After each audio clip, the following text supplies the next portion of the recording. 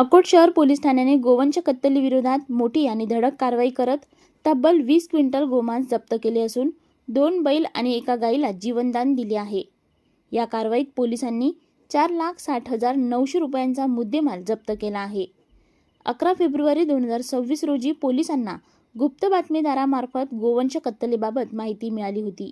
ही माहिती उपविभागीय पोलीस अधिकारी अकोट यांना कळविण्यात आल्यानंतर तात्काळ कारवाईचे आदेश देण्यात आले। पोलीस स्टाफ आणि पंचांसह कुरेशीपुरा, शौकत अली चौक, अकोट येथे वेगवेगळ्या ठिकाणी छापे टाकण्यात आले। यावेळी आरोपी हे त्यांच्या घरातील समोरील खोलीत गोवंश कत्तल करत असताना रंगेहात पकडले गेले। पोलिसांनी घटनास्थळावरून 2 बैल, 1 गाय तसेच मोठ्या प्रमाणात गोमांस ताब्यात घेतले। या प्रकरणी 7 जणांविरोधात महाराष्ट्र प्राणी संरक्षण अधिनियम अंतर्गत गुन्हे दाखल करण्यात आले असून एक आरोपी फरार आहे।